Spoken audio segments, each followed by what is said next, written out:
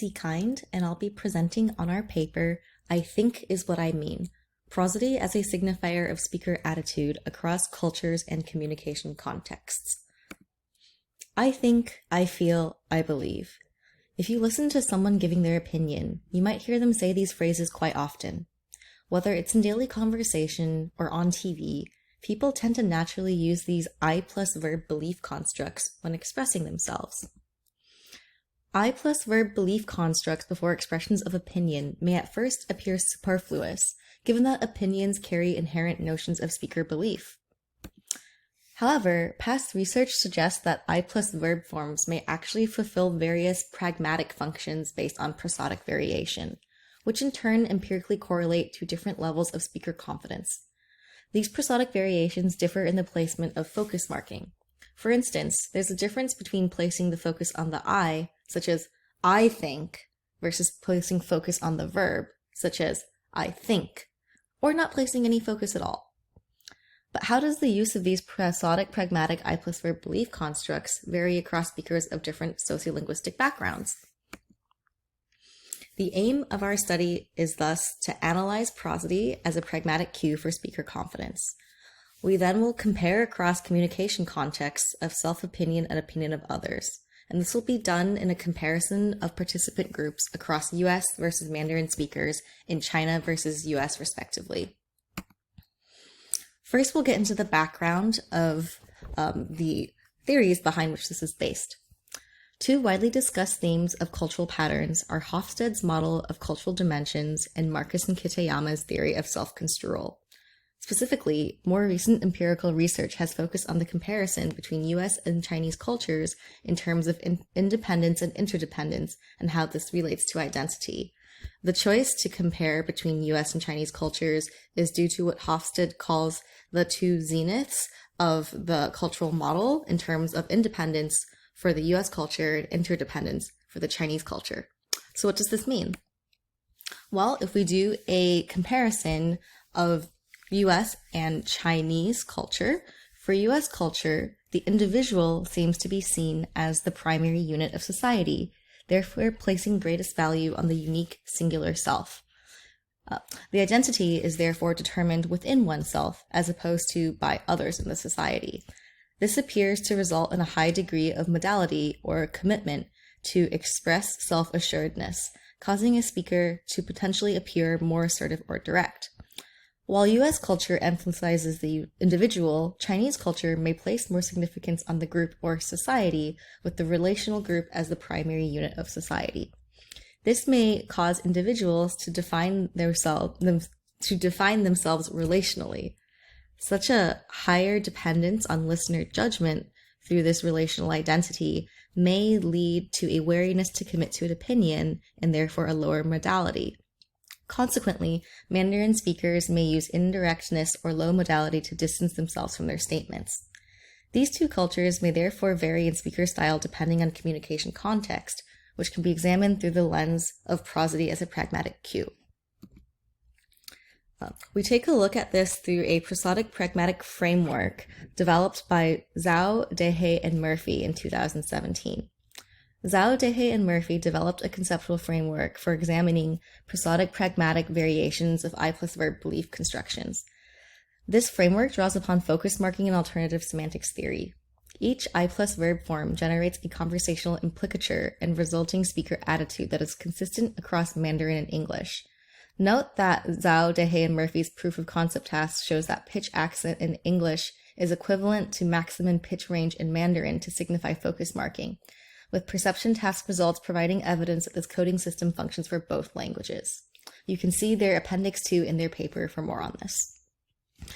These prosodic-pragmatic forms vary based on focus marking placement and syntax, which is used as a cue for prominence to create certain conversational implicatures. The discourse marker form, with no focus marking, expresses speaker reluctance and appears least confident, which is labeled as reluctant.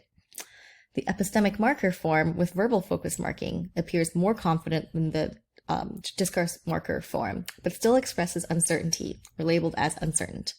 The main clause form, with pronoun focus marking, expresses deliberate speaker stance and thus appears even more confident, labeled as deliberate. In addition, simply stating an utterance without an I plus verb presupposition appears most confident in its brevity and directness, labeled as deliberate. In summary, prosodic I plus verb variations express different pragmatic attitudes, which are linked to different levels of speaker confidence. However, even with focus marking as an apparent universal cue for prominence, the expectations of how these pragmatic I plus verb forms are used across different communicative contexts may differ cross-culturally. Using this framework, the next section outlines an investigation of speaker attitude across cultures and communicative frequency of different pragmatic I plus verb forms. We take a look at the methodology for our current paper's experiment.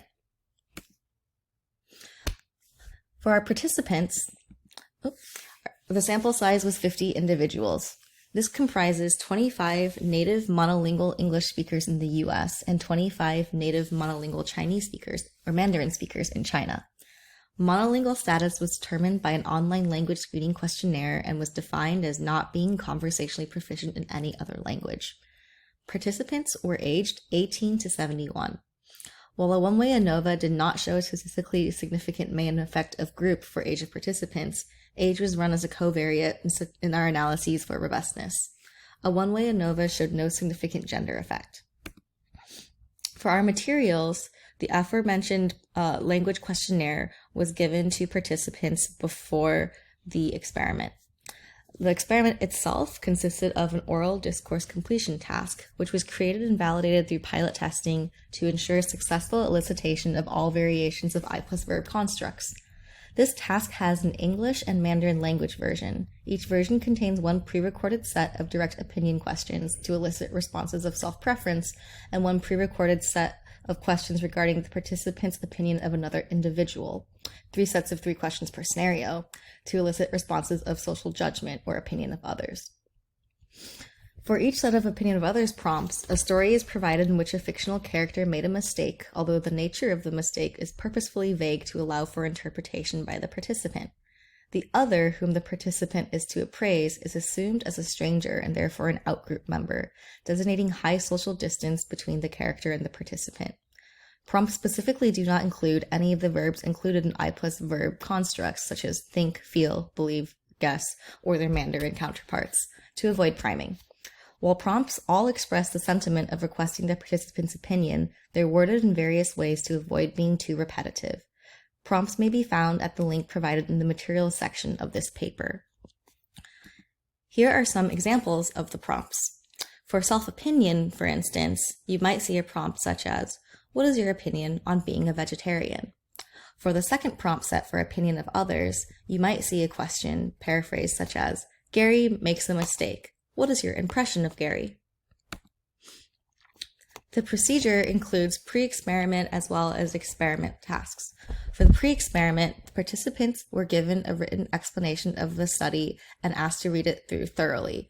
We then obtained written consent from the participants before proceeding with the experiment. All participants were administered the task by the lead researcher in a quiet, undisturbed location after successfully filling in their online language questionnaires and qualifying for group membership in either the US group with English speakers or the Chinese group with Mandarin speakers. The task was administered in locations such as empty classrooms and university buildings, quiet cafe settings, and home sitting rooms. Participants were instructed to respond as if having a normal conversation and to continue talking until stopped by the lead researcher. They were informed that any inquiry may only be answered with however you wish to interpret it. Prompts were then auto-played and paused between each presentation to allow the participant to respond. Prompts were played once so as to ensure spontaneous natural discourse. However, if misheard, participants could request to hear it once more. Order of prompts within each set was randomized, and order of sets counterbalanced.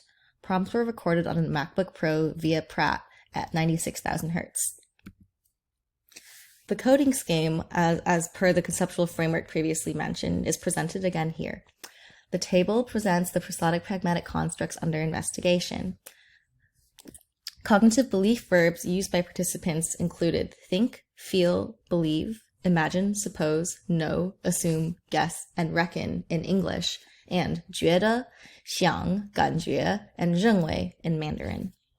Each time an I plus verb belief construct appeared in a participant's audio data, The pitch contour of the phrase was analyzed via Pratt and classified as one of the three constructs above, i.e. main clause, epistemic marker, and discourse marker.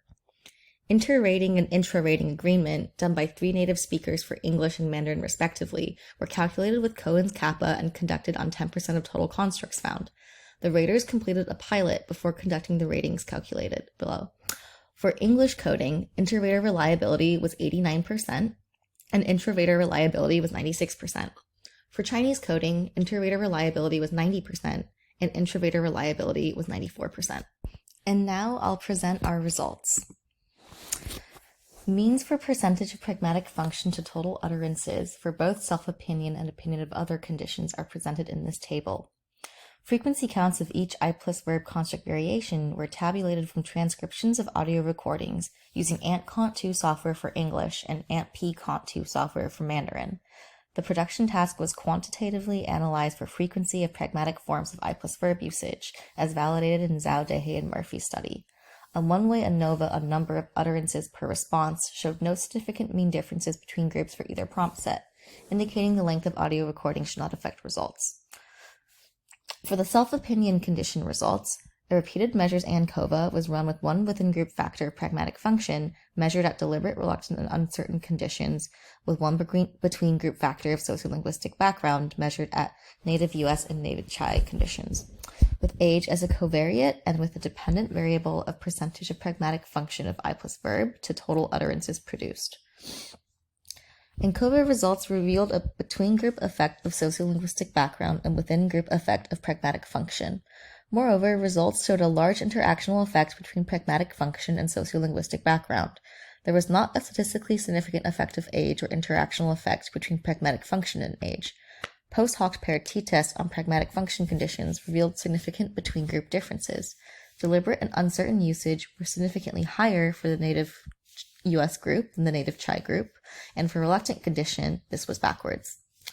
For the opinion of other condition, results revealed a small within subject effect of pragmatic function and a large between subject effect of sociolinguistic background. Furthermore, there appeared a large interactional effect between pragmatic function and sociolinguistic background. Post hoc paired t-testing was conducted between groups on pragmatic function. Deliberate I plus verb usage was significantly lower for native US versus native Chai groups, while uncertain I plus verb usage was significantly higher for native US versus native Chai groups, and reluctant conditions showed no significant between group differences. To identify whether frequency of functional I plus verb usage varies across groups regarding self-opinion versus opinion of other sets, a dependent samples t-test was conducted per group, comparing deliberate, uncertain, and reluctant I plus verb usage frequency between prompt sets. These comparisons were conducted for each dependent variable in the two analyses. Mean difference of deliberate I plus verb usage between self-opinion versus opinion of others prompts was higher for native US versus native Chinese groups. Conversely, mean difference for reluctant usage was lower for native US versus native Chai groups. For further validation, see the calculated confidence rating section in the paper. And now we'll go to our discussion.